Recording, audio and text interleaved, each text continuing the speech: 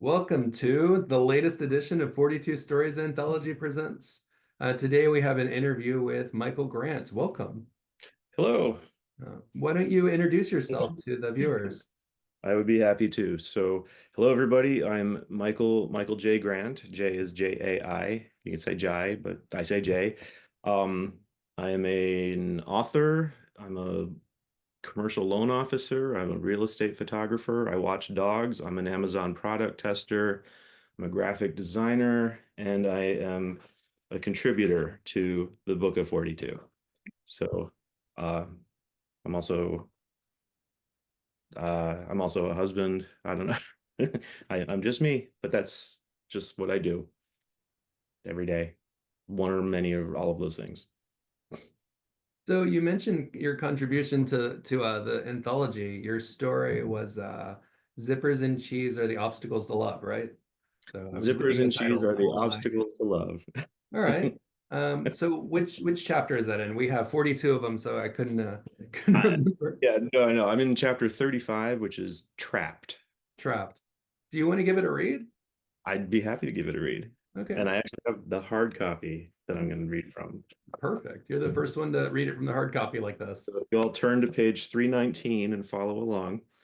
Uh, Zippers and cheese are the obstacles to love by Michael J. Grant. She hated salad, but it's all she would allow herself to eat. 40 pounds gone, 20 to go. 3 months until the wedding. Damn her grandmother's dress and its formidable zipper. Lettuce, tomato, cucumber, lemon juice, and maybe a little less cheese. That's it. That's my story. I remember the reviewers they wrote like this is hilarious or like I could relate, stuff like that. That's what they wrote. And that's how I knew that this story was in. And I go, okay, well, this guy's definitely getting his story accepted. It's just the I love it. reaction to it was all positive. I love that. It was fun for me because I was thinking when I was looking through all the categories and trying to figure out what fit, I was thinking about how I could sort of maybe try to subvert the obvious trapped, because I mean, you think trapped, you think I'm in prison, I'm in a car that's sinking in a lake, I'm in this, I'm in that. And I'm like, what's a psychological trap that we put ourselves into? And that was sort of the genesis, as I am constantly surrounded by people, including myself at times, who are unhappy with their physicality. And there's often a deadline that you hear about, oh, I just have to lose weight for the summer, or I just have to lose weight for this. I just have to get to this for this. And so that sort of was the spark of inspiration. So you kind of want a lot of different kinds of readers to be able to go to this and relate. Okay. Yeah, That makes a lot yeah, of sense. That's yeah. funny because the trap category was really physically being trapped. I saw this lady in a car once before I was making the genres, and she was looking at the spider outside of her window, and she looked so terrified.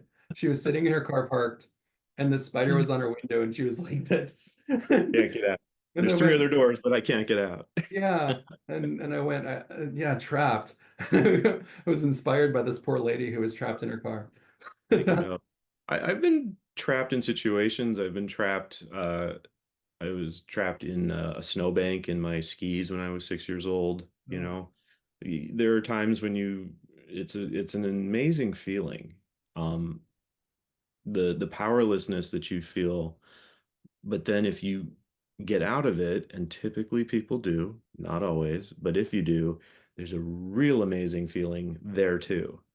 Um, Even if it's a psychological trap, it's the sense of accomplishment that you've overcome something within yourself. And if it's a physical trap, you overcome something external and formidable. So it's a powerful chapter. I really, yeah, the moment I saw Trapped, I'm like, I got to do something in there.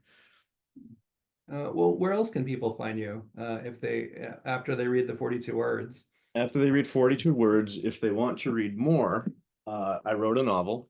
This is my book. It's called The Limited Edition Bicentennial Cadillac Convertible Joyride. That is actually the title. I used all the words. You can get it at my website, which is my name, michaeljgrant.com, J with an I, a J-A-I. And this was this took I hate to say this, man, but this took more time than it did to do my submission for your book. Um, but yeah, it's a fun story. It's about a 16-year-old. Um, it's about a woman who's trapped in a senior home by the son who stole her fortune. And there's a young woman, 16 years old. Her after school job is sweeping up hair in the salon at this facility. And the only thing the woman was allowed to keep from her former life of any value was her 1976 Cadillac Convertible. Hmm. And the caregiver drives her around once a week. She can't drive anymore. And in a rare moment, the 16-year-old and the woman get in the car and abscond.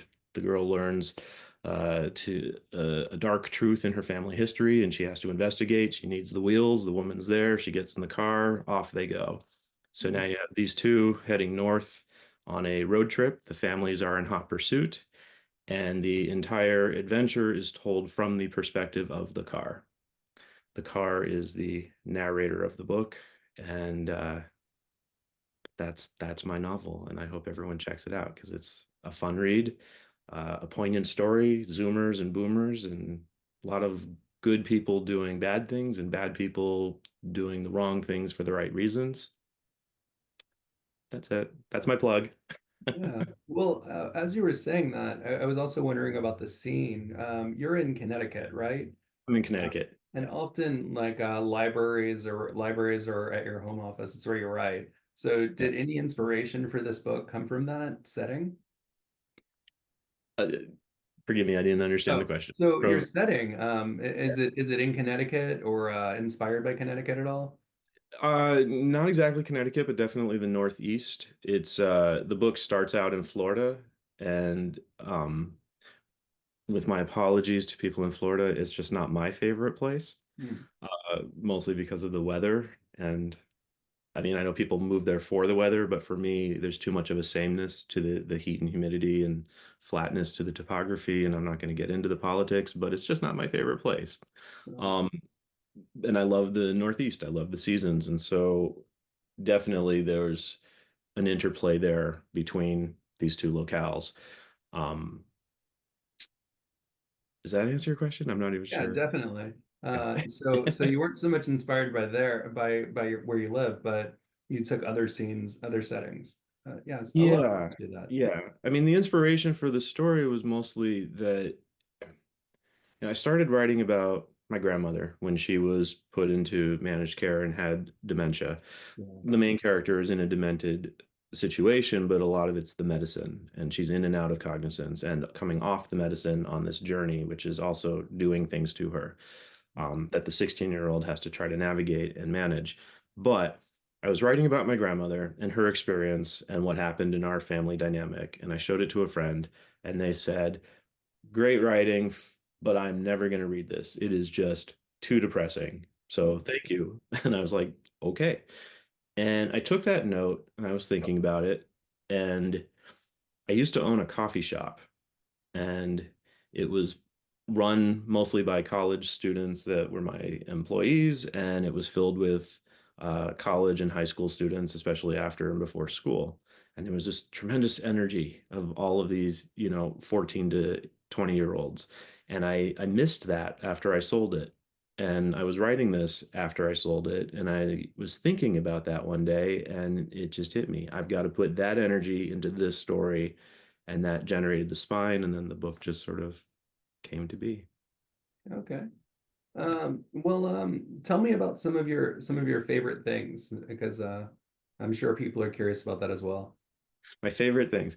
Um, like specifically, or like what do I like in general? Like I don't I'm someone who, if you say, who's your favorite author, I'm just like all of them. I am not discerning. What's your favorite food? The answer is yes. What's your favorite movie? I don't have a movie that I watch over and over again. It's just, but that said, I love food. I love theater. I love film. I love dogs. I love travel. Do I have a favorite place? Not really. I go to India a lot. I go to London a lot, but I've been to all 50 states. I've been to 30 countries, and there's value and merit in, all of them, including Florida. Um, but yeah, so I don't have like a favorite thing. That said, if you ask my husband, he would say, well, he likes Mexican food, he likes the Blues Brothers, and he liked our trip to Lithuania. But that, yeah, anyway. Yeah, that's funny you say that. As you were saying that, I was thinking you should just ask your spouse because Yeah, I wasn't sure what my favorite food was. So I asked my fiance and she said burritos. I go, okay. yeah, yeah. It's yeah. I mean, but that said, you can't say no to Italian, and you can't say no to really good Ethiopian. I mean, there's just so much out there.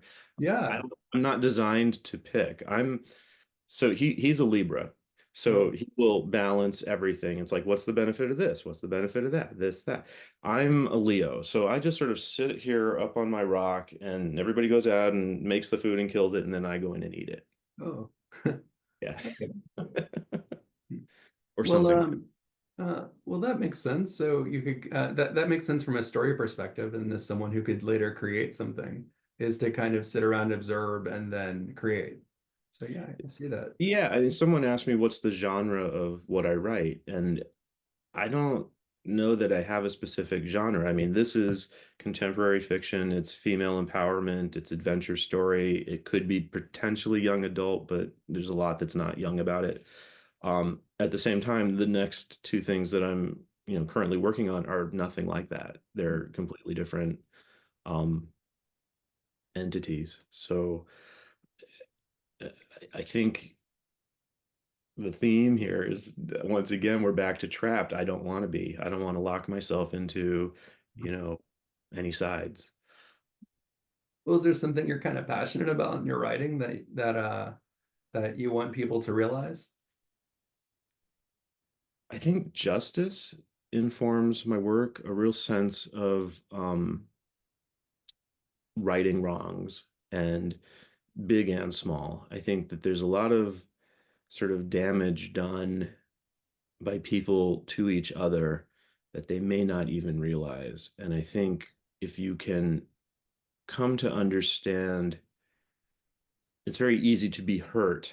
It's very hard to forgive. Yeah.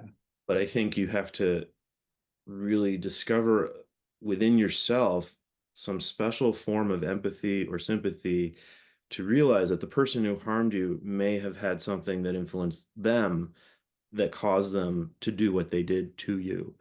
An example was I was bullied as a kid, and it wasn't until years later that I came to understand that my bully was bullied by Yeah. his brother and his family. And then you start to think, well, oh my gosh, who have I bullied, perhaps unintentionally, Mm. And in the writing that I do, people have done some pretty terrible things. And they did it because they think they're doing the right thing, or they're doing it just because they're selfish or greedy. Um, but I try to rectify the wrongs in the Mm. writing and find a solution that is satisfactory. One criticism I got is that one character, I didn't give him a hard enough ending. Oh.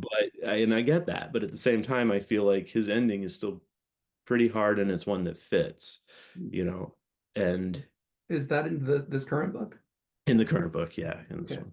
So Mm. I don't want to give anything away about it, but there's just a lot of, I think the world needs to sort of have, especially in this country, which is so polarized, there just needs to be empathy for both sides, justice and understanding on both sides. And, otherwise it's just going to be two sides. And that doesn't really, you can't build anything on that. Mm. Yeah, I started to do that with smokers because I saw them as evil, and then I went, well, what's their side of it? Yeah. Yeah. Yeah. And they are, but they're not. Mm. Well, a No, lot of them in Japan, there's a lot of smokers, and a lot of them overwork. My friend doesn't smoke, but he told me he was working 20 hours overtime. That's overtime in addition to his work. right. So that's his quick break out of He it, doesn't smoke, but he knows people who do. And Yeah. but yeah, that would be their quick break, like you're saying. Yeah. Yeah. It's challenging. It's Mm. I don't know. I don't I can't fix the world's problems. I do try to come to most places from uh a spiritual angle, but not a religious one. Mm. And I think there's a really important distinction between the two. I think people get, once again, trapped in their ideologies as it relates to religion, and they are like, well, this is the way, or this is the way that makes the most sense for me, so therefore this is the truth or my truth. And if you're not with me, you're against me. And I sort of don't, it's like, once again, it's like two sides of a wall. It's like you're on this side believing one thing, and everybody else who doesn't believe that has to be on the other side of the wall. And I'm like, you don't have to be pushing against the wall just because I'm not on this side with you. I might just be over here enjoying a completely different view. And there just needs to be a level of respect for all of that. Oh, well, that sounds a lot like what Michael Green, you're Michael. So Robert Greene, do you know the writer? Robert Robert Greene? Greene, I know the name. He's written a lot, but I think he's bigger on how much he knows and how much he's read. You Yeah. can find him on YouTube, and Okay. he kind of says that, but he's a little more blunt. And Okay. What does he say? One, just he says, why are people stupid? And uh-huh. what he says it because his point is what you just said, kind of, which is that people get stuck on an idea and then they think it's right and they don't Yeah. want to change. And that's sort of what I reflected with you in hearing that. So I mixed up your names. But It's all good. It's all good. and you Education both wear is glasses. massive. Education is so important, and it's such it's so tragically skewed towards testing and not knowledge. And now everybody has the answer to everything you ever need to know by asking, Siri or Alexa or one of the others. So if that's the case, if we all can readily understand 2 + 2 = 4, then how do you learn if you know the answer? So what you have to learn is how to learn. And I think the way that people do that is reading Mm, things that are not in your milieu or genre or anything that's comfortable for you. You have to read the things you're not wanting to read to continue to grow mm, and actually make some pretty big discoveries in there. And you might actually come to understand that you really enjoy getting in another story, getting in another person's head, relating to something that has nothing to do with you. Because it's very comfortable being in our own little spaces and, eating the food that we like and, stuff like that. But did you watch Survivor 47, this last season of Survivor? There was a, well, I didn't watch Survivor, but my fiance is from the island that Survivor's filmed on. oh, really? Yeah. So there was a character on there, and he's like a grown man who had never tasted watermelon, pineapple, or kiwi. Oh.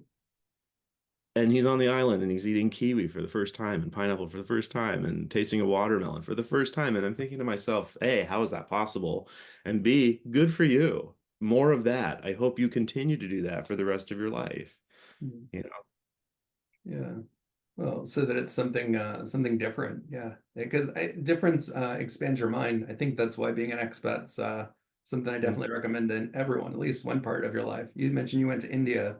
That was probably getting outside of yourself. been going to India. We've been going there since 2001. We usually go for about 6 to 8 weeks at a time. I've been there 6 times. I was there this year. Always some of our favorite places and always new places and Hmm. always with some of our favorite people and always to meet new people. Yeah. And yeah, you have to, and I come back here to, Connecticut, where, a lot of people in Connecticut are just happy to just be in Connecticut. And they're like, why would you go there? And I'm like, you have to, why wouldn't you go there? Just to experience it, just for that purpose. Yeah, exactly.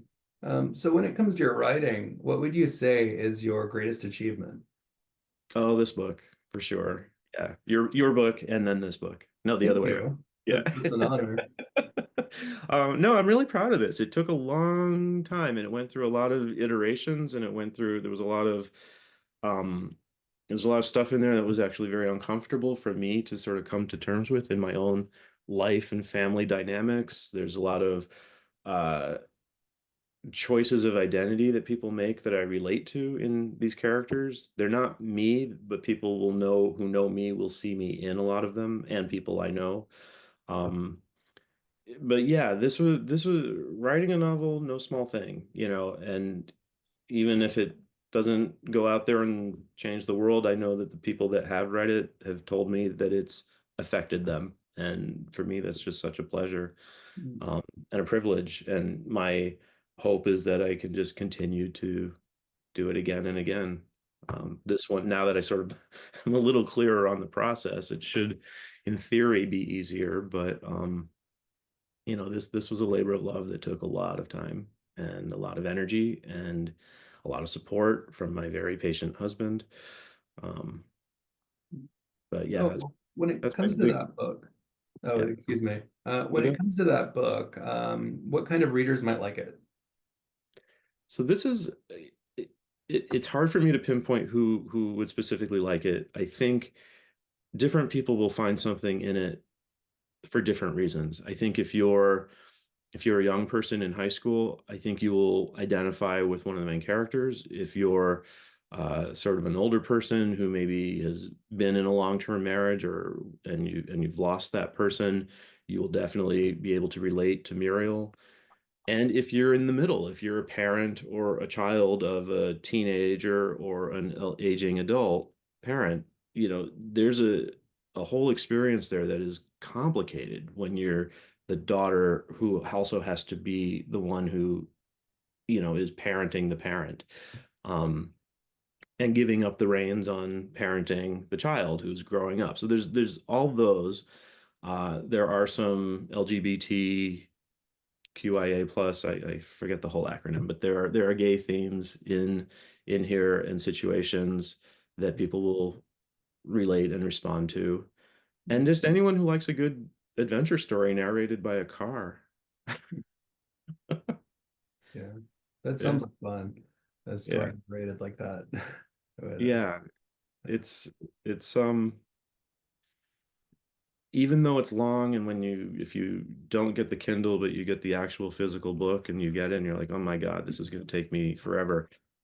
People are reading it and they're like telling me, I thought it would be a really long and challenging read, but it's super fun and fast, and every chapter I just kept turning the next page. So I hope. the benefit of long books is that they stick with you. And I think shorter books kind of skim things.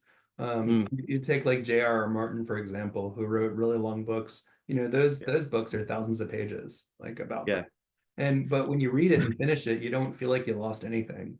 And you go through it and it feels complete, each one. And that's the beauty of having a long book. So it's not a bad thing. I'm currently 700 pages into Infinite Jest, Okay. so only 300 to go. Yeah. And but I know exactly what you're saying. Like, like the last book I read was before that one was Murakami, the Wind Up Bird Oh, Chronicle. A thick book with a lot of stuff in there, and but I don't know what could come out, and that's just, I mean, even in this, even as long as it is, it was edited. I had a lot more. There was one character, I wrote her entire backstory. I wrote everything that happened to her, and I loved that stuff. It was fun to write. It was fun. The editor loved it too, and he's like, but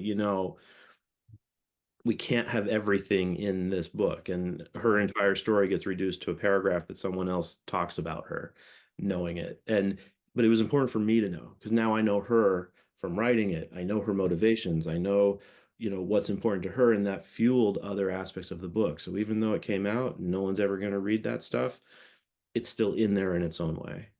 yeah, you need the background for outlining, if anything. Yeah. Uh, No, just so it makes sense.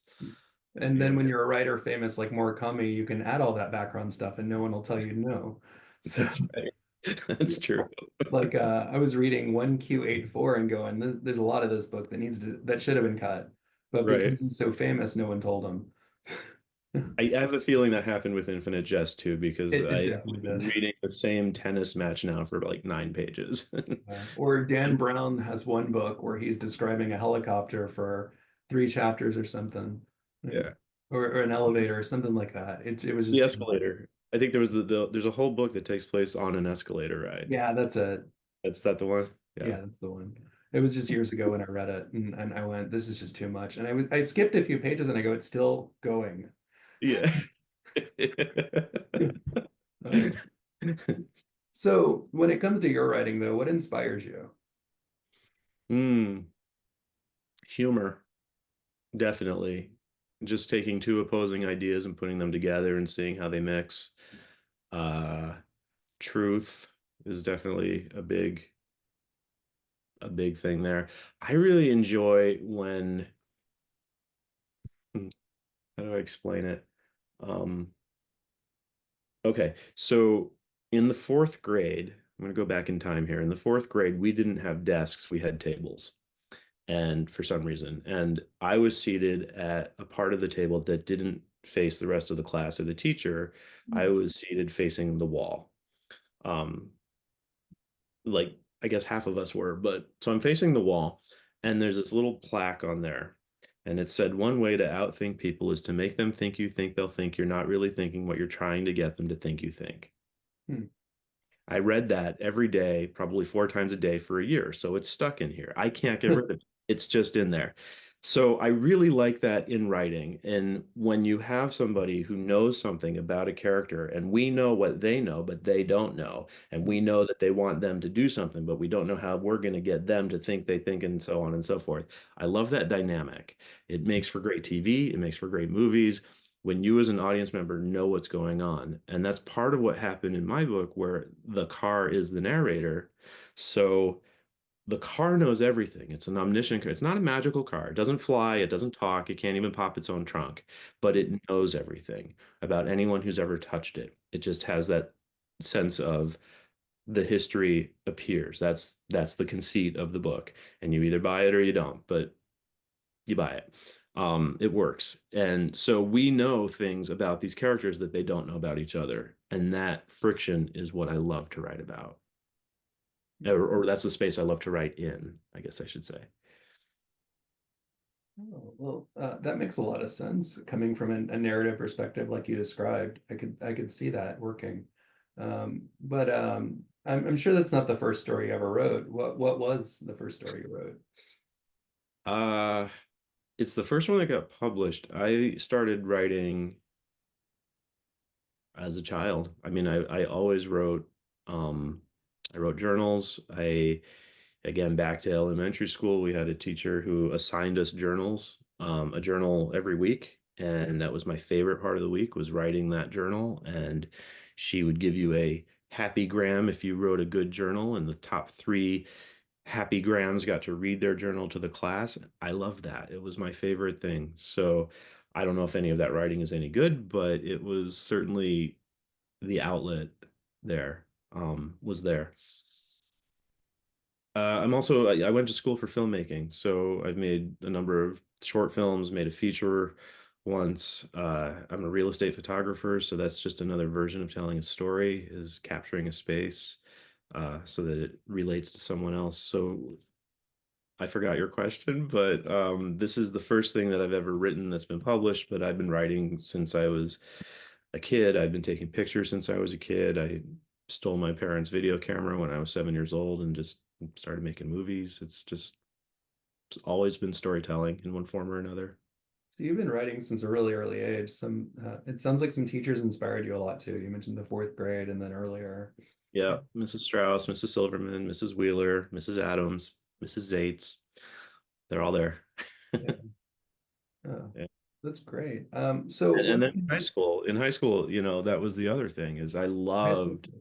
loved writing in high school, and loved when I wrote a great essay that I was proud of and the teacher asked me to read it for the class. I love that stuff. That was just always my favorite thing.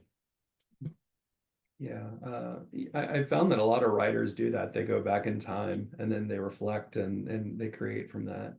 And I think for people in general, reflecting can be kind of a spiritual thing where it brings out more of the evolution of you. And that's good that you could place that in a book. Yeah, it's it's a strange thing for me when I write. I I can speak to the experience of writing this book. The process is I couldn't write at home.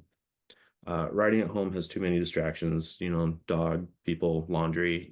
I couldn't get into the space there. But I would leave the house, I'd go to the library. I was unemployed when I was working on this, and So, which was actually a good thing for me because I would look for work in the morning and then I'd go to the library in the afternoon. And I would sit in the same chair with my laptop and I would meditate for about 10 minutes. And then I would reread the last thing I wrote, do some mild edits. And then the story, I knew what I wanted to accomplish in the next aspect of it. I didn't know how I was going to get there, and it would just come through me. And 4 or 5 hours would go by. I didn't even move. I didn't even, it was just me and the fingers and the screen. And then the next day, same thing, but reading what I wrote would sometimes be a revelation. I wasn't even conscious of what I was writing. It felt like it was being written through me from my higher muse or some other source. And it was just a beautiful, magical experience until you come to editing. And then it's just a brutal experience because then you're like, oh my God, I have all of these ideas and words and I have to make it make sense. Yeah, Um, editing is not a magical experience. It's Not a magical experience. Very challenging experience. I can't imagine how you did it with this, with 42 chapters and 42 stories, and it's just well, that's astonishing. the thing. It wasn't me. It was I mean, I helped, but it was a lot of people. And people, if they look on the inside of the book, on the what is it, the end cover, there's a team here that Right. I'm really proud of 42 people, including me. But Yep. I'm one of 42, and all these people, Amazing. they help with that. And I think that that's how you Cool. do things like something that massive is you don't just rely on yourself. You have a group who can Yeah. do it. And it's not just that group, but also writers like you who put it together. And it's not a one person And team. this came about from Douglas Adams, right? This was the meaning of the life is 42. Yeah, well, it was We just inspired don't by know. that kind of, We but just don't know we just don't know the question. sort of. I was bedridden for over a year because of eight back operations, and I was reading Oh, Douglas Adams, and I also wanted to get back to writers, and I kind of fused the two ideas. So that's amazing. Yeah, see, I love where inspiration like that comes from. Like you just never know where it's gonna what two ideas are going to align in what circumstance that you're in. Like a lot of people would say, oh my God, being unemployed, I lost my job and I couldn't find work and it's like, what am I going to do? But that was the most freeing, most wonderful time. Most of this book was edited during COVID when once again, wasn't working. Suddenly I have the gift of time and, a little money in my pocket because I'd sold a property. And it's like, this is great. It's my artist grant. I'm going to use that time. I'm going to do this, and you just have to take advantage of whatever situation you're in. And if there's something you want to be doing and you're not doing it, then you have to figure out how to get yourself to do it, um, which is not easy for sure. But it happens, you're eight back surgeries and now you've got this beautiful book out of it. So yeah, can't that's imagine. fun. Why Yeah. don't you remind viewers where they could find you again? Yeah. So it's Michael, Michael, Jai, Grant, Grant. So it's michaeljgrant.com, J with an I, Jai. I'm also on Facebook, Michael. It's a facebook.com/Michael J. Grant. Instagram, same thing, Michael J. Grant. So, and just for the visual, uh, there. That's how you spell it. Just put a www on that side and a .com on that side. That's perfect. Thank you for your time today. Thank you so much. I really appreciate the opportunity. I hope everybody out there has just the best possible day they can. And that's it. Yeah.